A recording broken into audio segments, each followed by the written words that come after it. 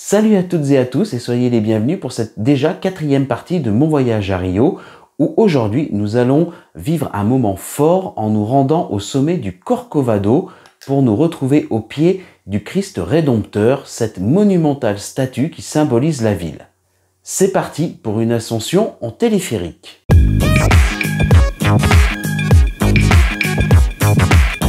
Le Corcovado, bossu en portugais, est l'un des nombreux reliefs de la ville de Rio de Janeiro.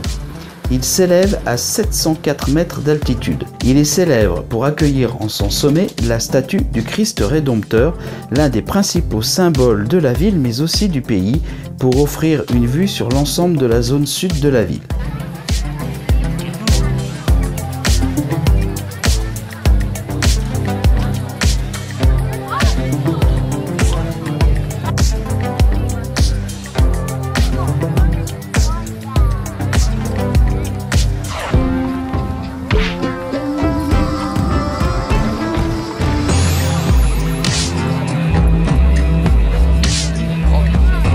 La ligne de chemin de fer du Corcovado, dont le départ se situe dans le quartier de Cosmevelo, a quant à elle été inaugurée en 1884 par l'empereur Pierre II du Brésil.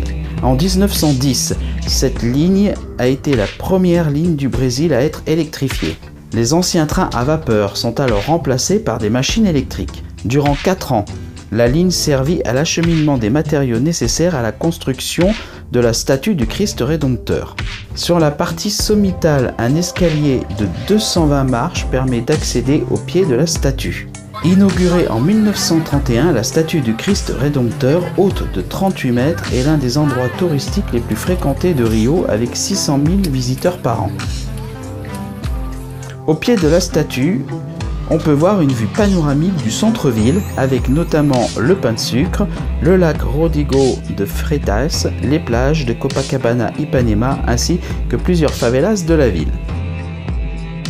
La face sud du pic possède 54 voies permettant de pratiquer l'escalade. Elle est devenue au fil des ans l'un des emblèmes reconnus internationalement de la ville, au même titre que le pain de sucre, la plage de Copacabana ou le carnaval. Voici quelques caractéristiques de cette statue hors norme. Elle mesure donc 38 mètres de haut, dont 30 pour le Christ et 8 pour son piédestal qui occupe tout de même une aire de 100 mètres carrés. Sa masse est de 1145 tonnes. La masse approximative de la tête est de 30 tonnes et celle de chaque main de 8 tonnes. La tête du Christ mesure 3,75 m et chaque main 3,20 m. L'envergure entre les deux mains est de 28 mètres. La première pierre a été posée le 4 avril 1922, mais les travaux n'ont réellement débuté qu'en 1926. La cérémonie d'inauguration aura finalement lieu le 12 octobre 1931. Elle a été réalisée par un Français, Pierre Landowski, qui l'a réalisée en pièces détachées et envoyée depuis la France vers le Brésil. Elle a été assemblée sur place et recouverte de pierres de savon pour la protéger de la chaleur et des intempéries. Le 7 juillet 2007, ce monument a été choisi comme l'une des 7 nouvelles merveilles du monde par plus de 100 millions d'internautes. Et oui, en plus d'être le symbole de Rio, ce Christ Rédempteur fait partie des 7 nouvelles merveilles du monde.